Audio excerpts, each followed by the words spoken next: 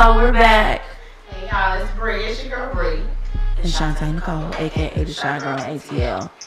And this is another special edition of NBR No Bra Required, where you can feel free to be free and let it all hang out with hashtag no judgment. Right. Yes. We've been sitting here getting ready, having a little banter. and apparently the consensus in this room between her and shout out to Timbre Sound, right. DJ Blue and Josh. All right. You know what I'm saying? Like, it's a consensus that I'm the villain. Is that what we're saying? Well, only because Shanté is never on time. She's not on time. Okay, let's not say my friend. I love you. And we're going to rock to the wheels fall off. But you are a late ass heifer. You late, bro. You late. We be ready, don't we, Josh? No. Okay, no.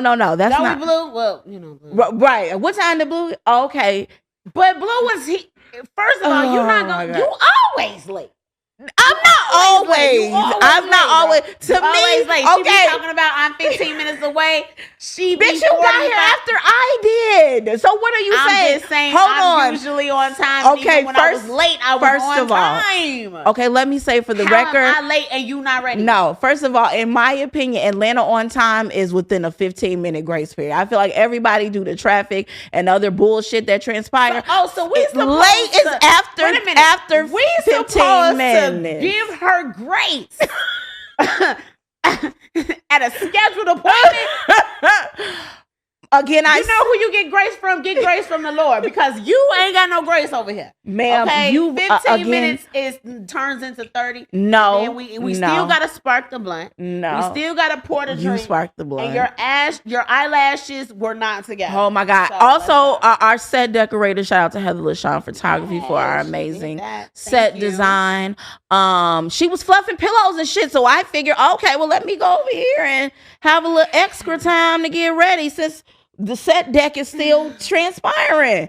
So I tried to sit down when I got here. Let me tell you something. As you can see, our relationship is kind of love-hate in this moment. It has its ebbs and flows. And it segues right into today's conversation, which is about relationships. You know, all type of relationships, kinships, friendships, romantic situations, marriage, mother-father, mother-daughter, you know, father-daughter, and also being an adult daughter, you know what I'm saying, versus being a child who's a daughter, you know what I'm saying? So, one thing that I can appreciate about me and Shanté Nicole's relationship as friends, we're not just friends, we sisters, we business partners, we laugh together, we shout together, right? Okay, we like testify, thick as thieves, like, and so this is a relationship that I really, really hold dear. I don't have a lot of girlfriends that I can be like, you know what, I fuck with that bitch. Right? Oh, how sweet! So I love you, Shanté Nicole. You always gotta be. I'm just saying, I got to be me. Okay. I feel some type of way, but I mean, you know, relationships can be difficult, and it's like, especially as you get older and people are more apt to be set in their ways, and you know, wanting to do things the way they want them done. Like, it can be strenuous on a relationship, especially the relationships that you have like when you're young. So when you have friends that you like grew up with, like, you're a whole different person, and sometimes it's hard for people to transition when you change. It's like, oh, I've changed, you've changed, but it's like, we all grow up. Should I be the same bitch I was at 16? Right. Absolutely not. I'm 40 years old. So it's like, you know, sometimes people don't do well with change and the changing nature of your relationships, especially when it comes to mother-daughters, like to moms, like, you'll always be the child in the situation, but it can become a little stressful when it's like, well, you can say, well, no, mom, I'm not doing that. Yeah. Because they're accustomed to having us do what they're saying. Well, you have to realize our history, like our history, Black history, shout out to it being day 20 Oh my in the God. Black History Month. What is But that? because we don't say that enough. Okay, but it's not. It's like Merry Christmas. Now we're doing Happy Black History Month. Like, is that the new greeting when it's February? I feel like if we could say Merry Christmas and Happy Easter and all of that shit, ain't nobody said Happy Black History Month. Okay, fuck that. We got a lot to celebrate. Because we celebrate Black History 365 days a year. But because they gave us a moment in time, the shortest month, I'm going to take it and say Happy Black. Okay, bitch. Well, Happy Black History Month. I'll drink to that. When we talking about mother-daughter, like, if I really believe that the transitioning of mother-daughter relationship should have conversations and stages, right? I think that in our history, Black history, we are told to mind our elders, which is respect, right? And it is the right thing to do. But what about when that elder is disrespectful? Okay. At 35, no matter how old you are, that disrespect is looked at the same as if you were my age, and I think that what happens in mother-daughter relationships, the respect of a woman being an adult is sometimes overshadowed by the fact that I pushed this girl out my womb. You know what I'm saying? And I understand because I got a daughter. Yeah. But my daughter's turning 10 this week. And shout out to Mel. She is, I could see her blossoming and doing her own thing and becoming comfortable in who she is. So in stages, I have conversations with her because it is important that I transition her into life the right way. I don't want us having a strained mother-daughter relationship, and I don't want her to struggle as a woman, or as a girl with female relationships in general. So it has to start at home. I mean, it does. I mean, I can say me and my mom, we have a very interesting relationship, but I wouldn't say it's as difficult. Now, I did have a challenging mother-in-law. Okay. When I was married, she just did not like me. And I was brought up, I still grateful to God. I have grandparents to this day. So I grew up with grandparents and the respect of the elders, but it's like, she was very territorial towards me. It was like because her son, they kind of grew up together and she relied on him a little bit. Yeah, it was a little too close for comfort for me. So when I entered the picture, there was a lot of distress in that relationship because she felt threatened by me, and not because I was gone, but just the position I had in his life, where it's she's got to take the back burner. So it's she always was like, well, I had mother-in-laws, and she's no longer with us, God rest her soul, but she was like, I had mother-in-laws and I never treated any of them the way you treat me. And my response would be, well, did they treat you the way you're treating me? Because it's as a woman, I have to stand up for myself. This is true. This is my husband. I know this is your son, but you're a Christian woman. When the Bible says when a husband, he leave and cleave, he has to cleave to his wife. So now I'm the person that, is kind of at the forefront in this situation. No disrespect to you. We have different roles. But he chose me. And see, a lot of the times when we enter into relationships with men, the mother is going to tend to be territorial with her son because she don't want no funky ass heifer doing her son wrong. I can say this because I have a son. My son is 8. I haven't had any issues, with girls. I mean, I would hope not at 8. No, he managed his hell. Don't get me wrong. Lord, okay. Lord. Little badass. Shout out to Joshua. But he, when he gets of age to start dating, I will have a close eye on who and that's just because, and I understand because I'm mommy, I'm mommy. I'm looking at my baby grow and he's getting taller and his voice is getting deeper and, things are sprouting and changing. Oh, Lord. And I'm like, oh, hell no. But you know you don't have to. I know. Because you know when the one he takes a wife, I do think that it's going to take much preparation for me because that's my baby. You know what I'm saying? I'm not going to interfere because I know my mother-in-law was hanging up green curtains in my living room. You know, God rest my ex-mother-in-law. So I just, I ain't going to be able to do that one. I was pissed. She was, yeah, this is, mama, this is green.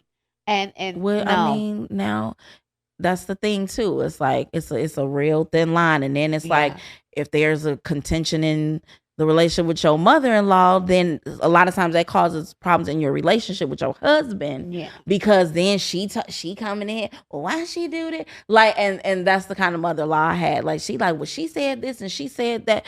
So it's like, I get it. Yeah. Because on the flip side, my mom, when he and I broke up, there was some infidelity in our relationship. My mother was done with him. Like, he, even to this day, we still communicate. He'd be like, oh, tell your mama I said hi. And sometimes I'll bring up, oh, I talked to him. Like, and my mama like, so. Tell that nigga I said. You know my mom was a Sagittarius too. Right. Oh, so yeah. You know, this be her response. That's the one thing. That's a perfect Sag. First of all, if you ever hear a Sag going, you know there's some fuck shit probably going on. Like, so that is the one good thing I will say about my relationship with my mom, although it has been tumultuous over the years and growing up and stuff. Well, like, I feel like she has my back, and like once you piss over me, like she's done with you. So that's why I be picking and choosing what I tell my mom about who, because I know like if I say certain things, it's gonna be a wrap with that person. Let me tell you something. My relationship with my mom is on again, off again. We're like in this dramatic ass rom-com, like where shit is just wonky and crazy and dramatic and stupid, and your mother's a whole personality. Petty as fuck. Like, me and my mom have the pettiest goddamn relationship because we love each other, and I grew up a mommy's girl. Yeah. Right. I kind of over the years have been daddy's girl because my dad has Parkinson's. So I'm very attached to my dad. But I've been attached to my dad. My dad chose me, actually. You know, I was 2 when my dad met my mom and decided to be my father. And he decided to be my father before he decided to be my mother's husband. Wow. So because he chose deal. me, it is. That's a big deal. It is, because it makes me look at him, you know, with much regard and much respect. It takes a lot for a man to take somebody else's child and be like, this is my baby now, because I've seen it done wrong so many times. Yeah. And it's a very challenging place to be, especially with a girl coming in with her mama, because my sister and brother's father, like, boy, that relationship that would have its own separate mini series child dealing with that. But it's like, that's something as a man. Shout out to all of the fathers who shout out decide to be fathers to children that are not biologically theirs. Yeah. Because it cannot be an easy thing to come into that situation and say, I'm going to look after you and love you like you are my own. Well, one thing that I've always honored about my father is his he just always gave it to me funky. You know what I'm saying? He always was like, look, you got hair now. You got to start doing shit. You know, like, you know, you're liking boys. Okay, now look, this is what it is, you know? So I always, and his work ethic is impeccable. I've learned my work ethic and my hard work the way that I am from my dad, you know, and being a daddy's girl, like seeing him go from strong to not as strong is really hard. You know, as a daughter, I'm looking at him like, damn, dad, you know, but I'm willing to take on him just like he took on me. Yeah. You know what I'm saying? Even if it's for the rest of my life, you know what I'm saying? And that's a hard thing to deal with too, because it's like, even like I said, I do thank the Lord have 2 living grandparents. I don't know my dad's side of the family, so all I've ever had is 2 grandparents, and they're still thankfully alive. But to see the deterioration, especially with my grandfather, he's in bad health. it's hard for me to see him like that when I remember him being so active and involved in my life and being around and coherent and at church. And so it's like that is a hard thing to deal with as we get older. So it's like, you know, those relationships, like to see where it's like, because they say like we start as babies, we grow up, and then we go kind of back to babies. We need to be helped to walk and fed sometimes and all that kind of stuff. So it's like it causes you to deal with your own mortality. You know, you're getting older, time is passing, even though you may feel so 25. Funny. Girl, let me tell you, I was just having this conversation about that. I'm 35. Yeah. And in 30 years, I'll be 65. Yeah, bitch. Like, how fast did this 35 years? Yeah.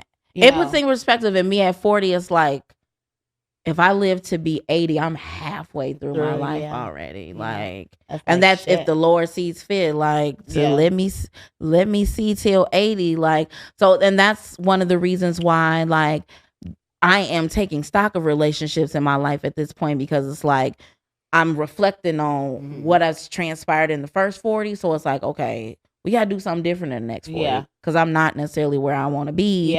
You know what I mean? My life is not where I thought it would be when I was 18. You know, it's like, thank God, the only thing that's really consistent is the relationships I do have. And like my friends, I have a lot of good girlfriends that I've had for a very, very long time. But those relationships change too. Like, even like with my friends, like us growing up, because they're accustomed to you at 16 or the way you behave then. And then it's like when you start to change, it's like, oh.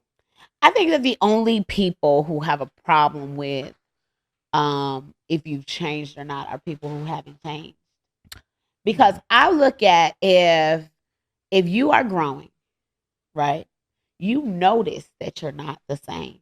You notice that something is different about you. You notice, you know, the way that you think is different or has elevated, you know, what you aspire to be, what you want to do out of life. You know, it's one of those things where if I'm growing and I notice growth, you growing in your direction, I'm going to notice that. You know what I'm saying?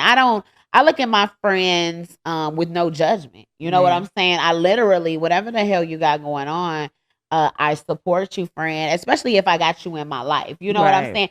If you're a person who's just like, you know, fleeting with me, okay. You know, but my friends, like, I be like, whatever you want to do, you want to go open up a daycare for seniors, right? Let's go. You know, and I'm on the internet trying to figure out how to do it. You know, definitely, and loyalty in those friendships. I mean, when a person is growing, it is important that we stay loyal to who they grow into, if we're gonna call it. Now, if it's not conducive to the way you want to live your life, like, you know, I got some friends right now, well, some old friends who do things that once I found out that they was into a certain type of a situation, and it could just be that I found out that the motherfuckers was liars.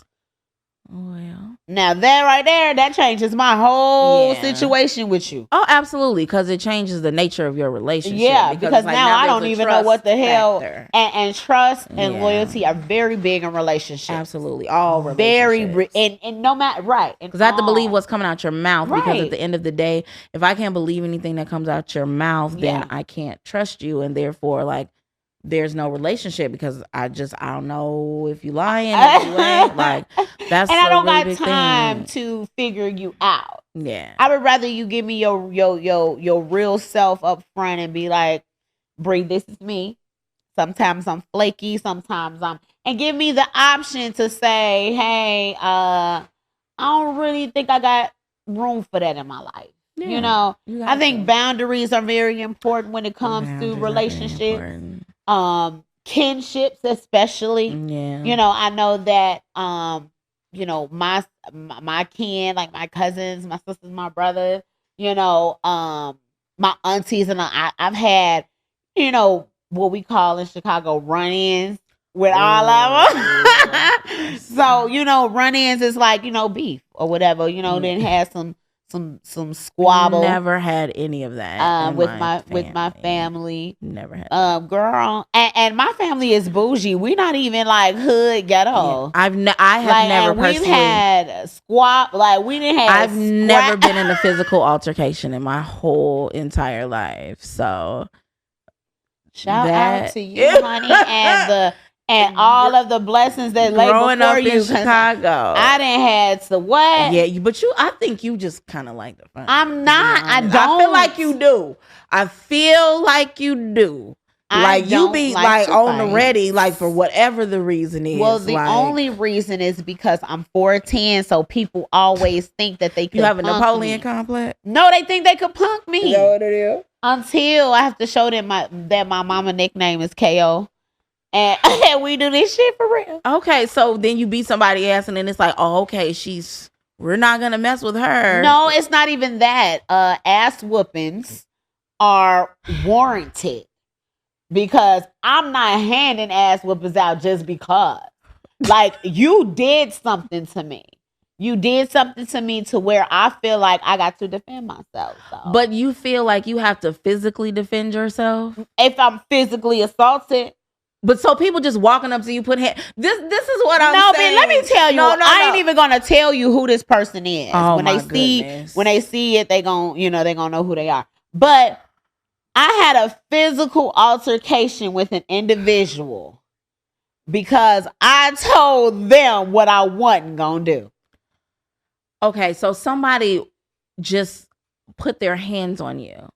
Some person who was out of their fucking mind. So people just like walk up to you willy-nilly. No, people don't. Hands on you. People don't. This crazy ass person did. But you've had more than one fight in your life. So you're sitting here telling me that you didn't start any of these altercations? I don't start fights. Okay, so people again. So this is what I'm saying. I'm too cute to start fights. Let me tell you something. Normally when I fought, it was because I had to defend myself. I'm 14. Let me tell you, my very, very first fight, and I'm not using no names because some people I know have high status.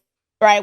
I went to grammar school with this young lady, and she's gorgeous now. I'm not gonna say her name, but she was like 5'6", and we were like in 8th grade, and I was like 4'7" at the time. And we liked this boy. He came from Cali. Cali boy in Chicago. He used to wear cowrie shells around his neck. We in 8th grade. You know what I'm saying? He was like real exotic and shit, dark as fuck, big black, beautiful. Moving on. We was in 8th grade. So anyway, Shorty was like, feeling him. And I'm like, okay, that's cute. But he was feeling me. Okay. So she gets mad at me. And what happened? And starts a fight. She pushed me down. First of all, she was talking shit the whole day. No, she was talking shit the whole day. Oh, God. Talking about how she was going to whoop my ass. I wish there was a tape of this. We go outside and she pushes me down. And I think she pulled my hood over me or something. And I fucked her ass up. You know why? Because I'm low. I'm low to the ground. So I could fuck that stomach up in that face. Okay. First of all. But I have been on this earth a very long time. But you also were born you also were raised in the suburbs. Oh, okay.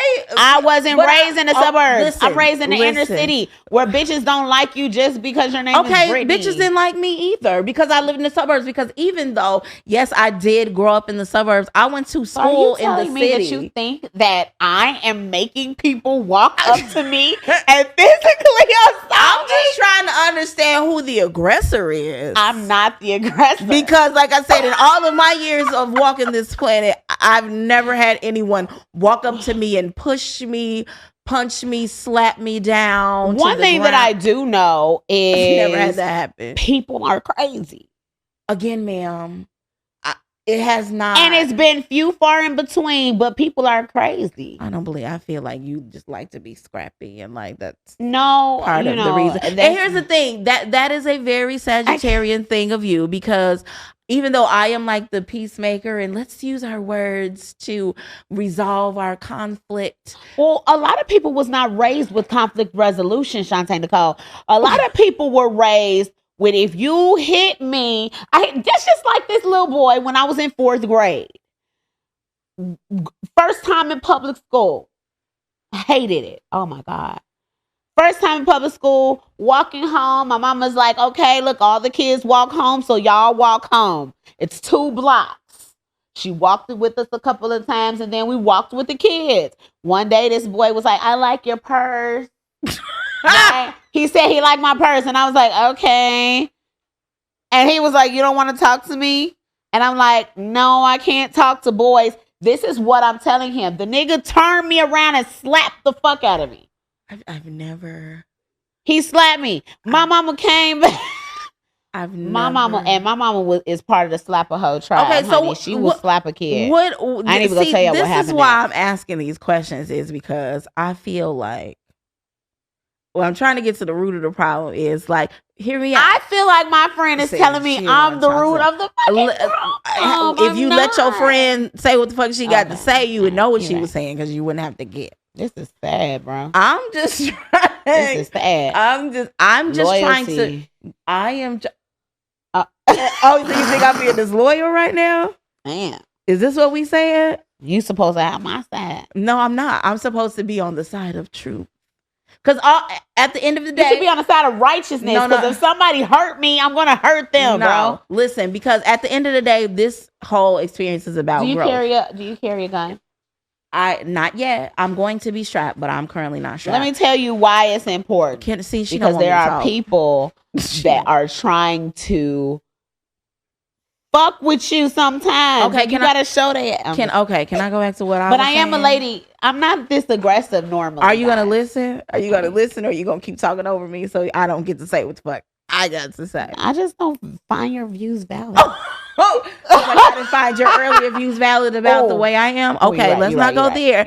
So all I'm saying is, perhaps there is an opportunity for you to examine the way that you approach situations. Because or how I respond to a situation. Because I'm usually the one approached with the bullshit. That's what you keep saying, but I'm just saying, you're not gonna approach me and then I'm going to.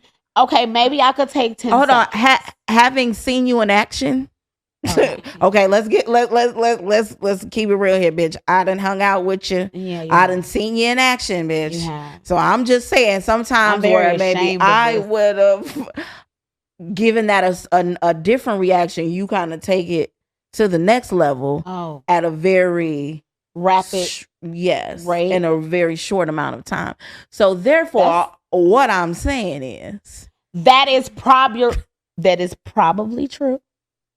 It's probably true. Okay. But no, I'm not gonna say but, because that kind of omits what I say. Probably correct. True. That's probably true. And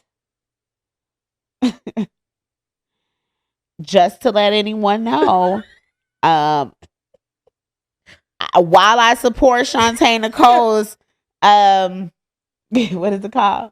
Opinion of the matter, I am going to remain the same. Thank you. Okay, there you have it, folks. I'm just saying in this season, let us just reflect on our conflict resolution skills. Damn. That's all. But you know what? That's true, because I am very quick to react. And sometimes, when you're dealing with friends and family, you have to remember that they are human too. Absolutely. You know what I'm saying? And the way that you respond can probably snowball that thing into something that it shouldn't be, which normally is what happens with me, because I'm so quick to respond. My judgment can be off. Yes. But I haven't had really any issues for a little while now. Other than December. 2 months ago, bitch. Okay. I'm just saying. Because here's the thing. This is something that I may be observing in this moment, is that I feel like because you felt like you had to defend yourself because you were shorter in stature as a child growing up, some of that has carried over into your adult life. So you still I'm feel short like in stature right now. you are, but at the same time, I'm 4'10", and it's like people. I had this But I've guy never try had- to talk to me the other day, and he was like, "Oh my God, you're so little," and I was like, "First of all, okay, bro, but see, I'm 35. Wait, stop. See, let's stop What's wrong right with there. you? No. Talking Let's to me stop like I'm right Chucky there. doll. Let's Like, no, stop fuck that. right there. Right there. That I didn't say that. I didn't say that. So what did you actually say? Because I feel like that's what you actually said. No, what did you say? I thought that what because did you my say? my thoughts are more aggressive than what actually comes. Because when it's a guy, I'm different. You know what I'm saying? I'm just waiting to hear what when it's a guy, when it's a guy approaching me or a guy talking to me, I'm totally different in response than I am with the people. Okay, of the ma'am. world. So what did you say? That's all I keep asking. You didn't say what you said. I said, I'm a Sag. You know, we be like, That's all you said. Yes. I don't and number even, one, I wasn't believe attracted to him. So him telling me I was short was okay, bro. I don't believe. I for some reason. No, I did. I said, And then he was like, have a good day. And I said, have a good day. But it was just funny because he tried to talk to me and was like, you so little.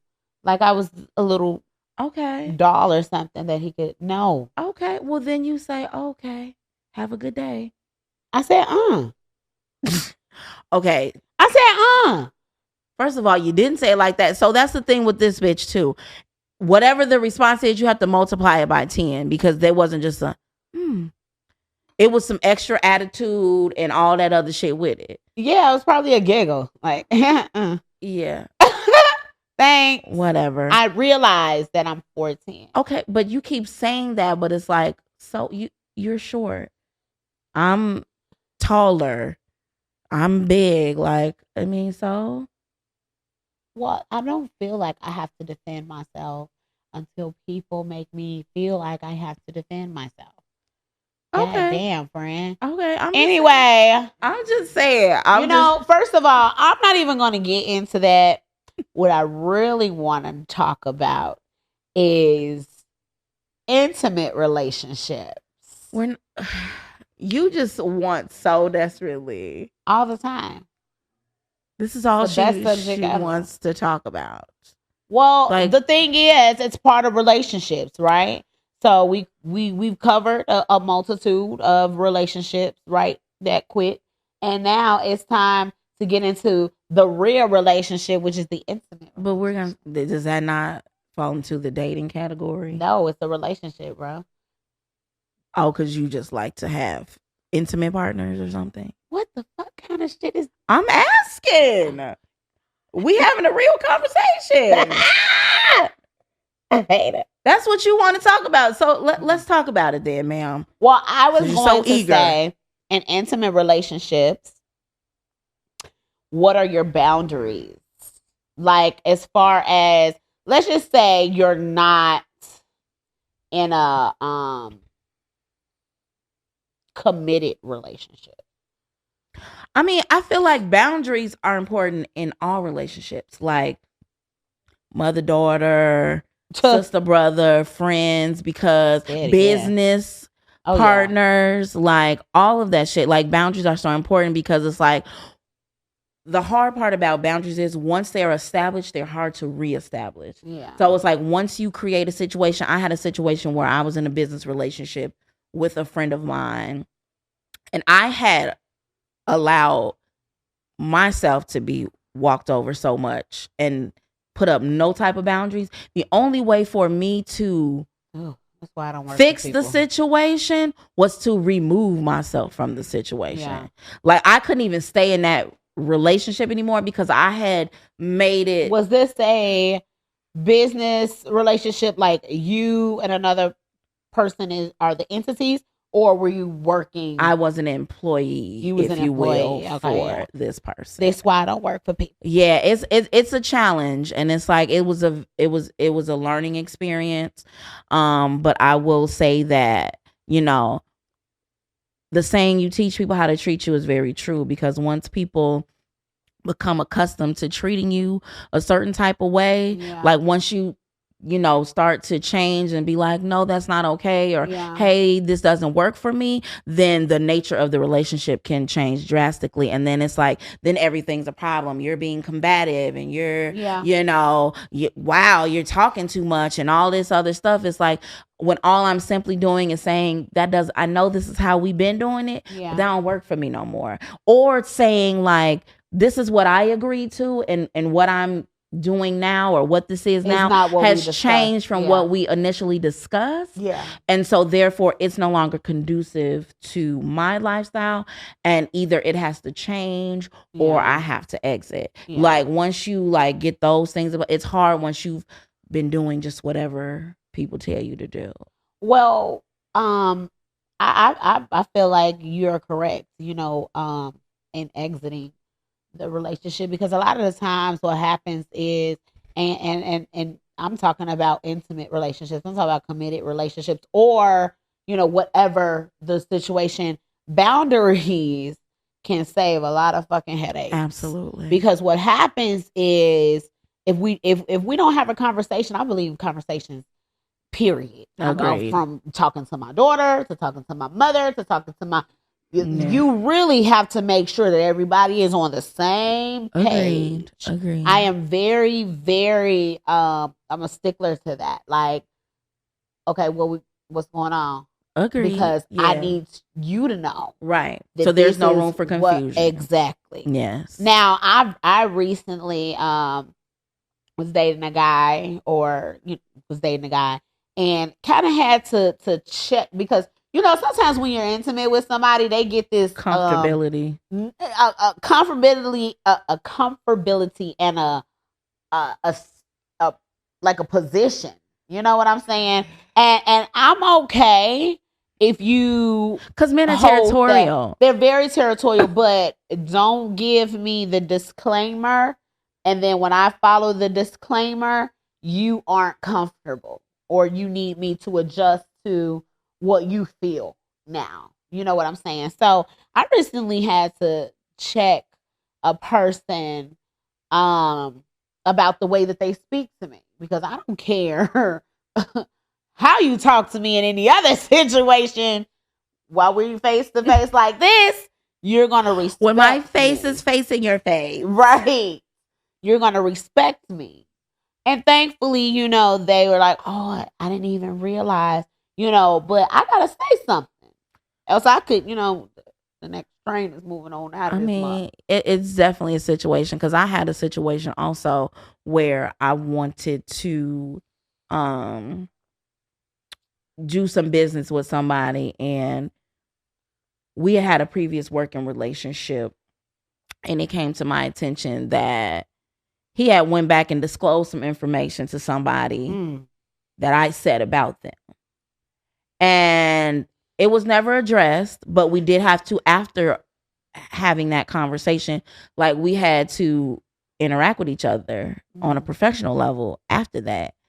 And when we talked about doing business together, I had to address the situation, because I need you to understand that what you did, I know about it, and it's not okay with me, and I don't trust you. Going back to that trust thing, like if we're gonna be in business, because business is like it's very close to a romantic relationship. That's why the work husband and the work wife, because it's like, stuff, you got to understand what's going on. There's a lot of trust required when you are starting an adventure or an endeavor with somebody. So it's like, I needed to tell him, because at this point we're talking about doing business together, but I'm giving you the side eye, because in my mind, you betrayed my trust. So it's like, I had to have that conversation with him, like, yo, we cool, but I need you to know that this is where I am, because if we're gonna do business together, I need to feel like I can trust you. And it's totally okay. And after this incident, I don't feel like I can trust you just yet because I feel like you betrayed my trust.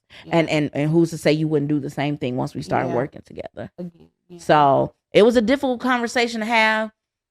And that's something too, like in relationships, having difficult conversations is very tough. And it's hard because it's like nobody wants to be uncomfortable. And it's uncomfortable for me to say to you, hey, when you did this, I didn't like it, like XYZ, because but you know what? Defensive. We grown now. You know what I'm saying? And a lot of the communication skills we carry from our childhood and fears we carry from our childhood, not being able to express ourselves in our youth, and we grow up holding our tongue. Yes. And if we don't hold our tongue, we're considered combative and you know, extra and angry and all of that. But to be honest, me saying what I need to say to you means that I care about this situation. Now, I am notorious for letting a motherfucker go. Like, I do not even without warning. Yeah. You know what I'm saying? Without warning. Like, it'd be like, today you're like, hey, Bri, and I'm like, hey. And then the next time you call me, you're probably on a block list because I didn't found out that in rooms that I'm not in, you talking mad mess. So I let people go. Yeah. You know, but I think that is my defense mechanism too, because I don't let, especially relationships that are fleeting. Yes. You know, I'm like, I could probably throw that one away. I agree with you. Like, for me to have a conversation, it does mean that I care because I am the cutoff queen, honey. Like, what you say? Oh, I didn't like the way you talked to me. Goodbye. Good day. Not speaking to you anymore. I don't need you. Blah, blah, blah, blah. Fuck you, bitch. You ain't shit. I don't need you, nigga. I'm not talking to my mama right now. I love you, Mom. But I'm not talking to my mama right now. Yeah, I'm quick to cut somebody off. But right now. Oh my God. Okay. And I love you, mother. But I ain't talking to you right now. I'll talk to you in a minute. It's tough. I love you. It's tough. And especially because we as human beings are emotional creatures. Because I just had a situation the other night, ooh, child, where I had a situation. This is probably, in my 40 years on this earth, the closest that I've come to putting my hands on somebody. Ooh. And it was a dude. Whoa. And you know, I don't do that. Like, I'm very non-confrontational. This like, is tea, honey. But he pushed me.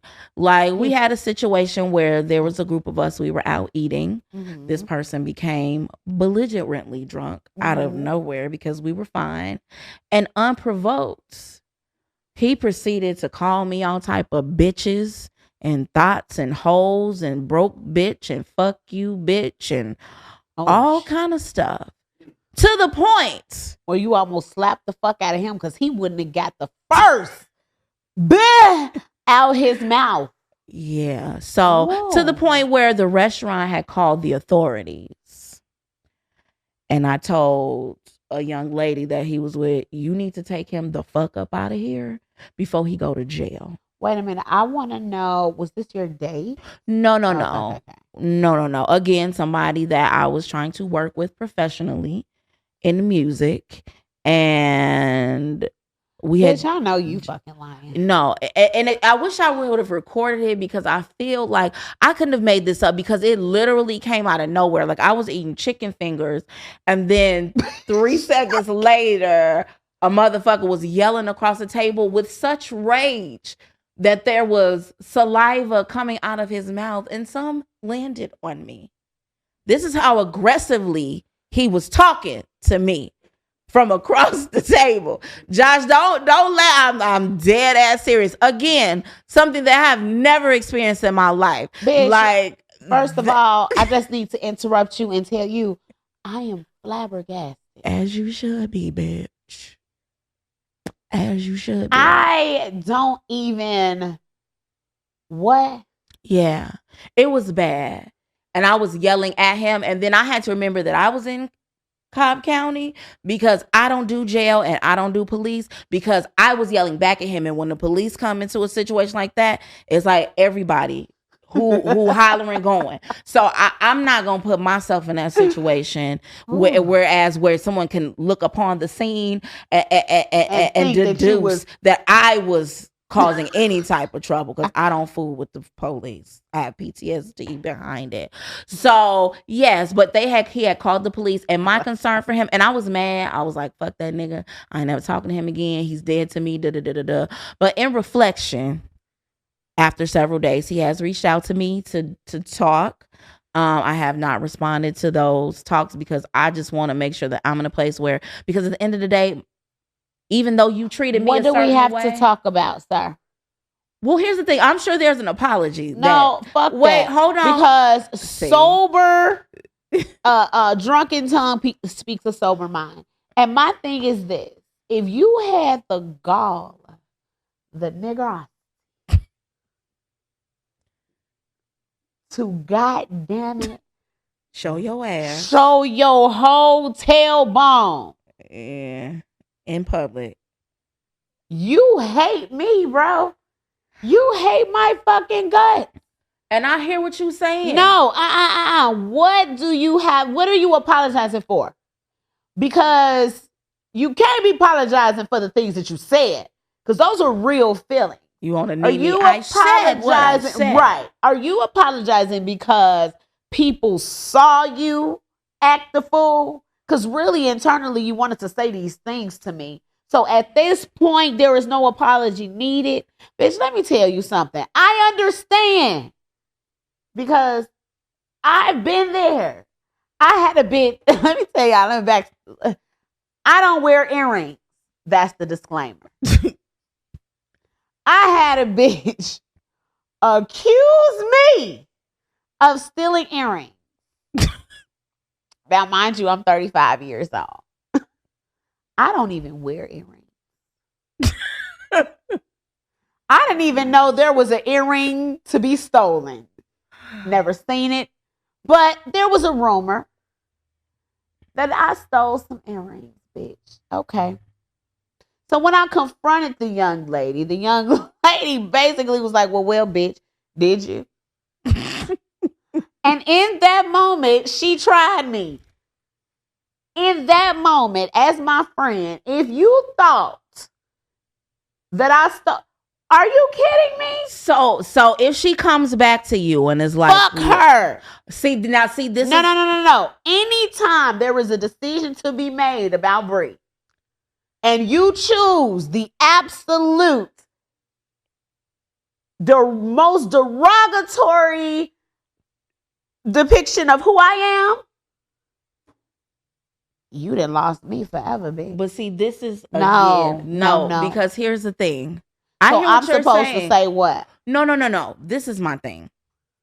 We all have our moments, right? And a moment is, and you can choose. Given. And I know, again, just like me, cut off queen. But I'm also learning that, because at the end of the day, my concern is what the fuck is going on with you that you feel the need to behave like this, to jeopardize your own freedom. You're a black man in Georgia, in a predominantly white area, where you're belligerent with staff at the restaurant, you're belligerent with me and the people that are here with you. So I know you're going to be belligerent with the police. And we live in a day and age where we don't always come home alive from an interaction with the police as black people. For you to get to a place where you are in a place where you feel like you don't have control over your faculties, because you're not even thinking, you have a child who needs his dad, like you're severing a business relationship with me. Well, at it. And my thing also, is, that's what you wanted, so that's what you get. But I hate to be that person. But I feel like everybody is owed a conversation, an explanation. Whether I'm going to work with this person or not, that remains to be seen. But what I will say is that I am open to having a conversation. So again, it can be a learning experience, a teachable moment, because we all have to understand that our actions have consequences, and for whatever the reason we behave the way we have. He's going through a difficult time. He just lost a parent. Like, there's a lot going on. He's like, I'm not making excuses for that, but I'm just saying that we have to learn how to better manage our emotions. And if you keep doing it's this, it's self-control. It is, but sometimes you have to be made aware of this, and somebody needs to call you out on your shit and be like, hey, and I'm all for a teachable moment. I'm all for a teachable moment. But at 35, I don't give passes. And I'm gonna tell you why. Don't nobody give me no goddamn pass.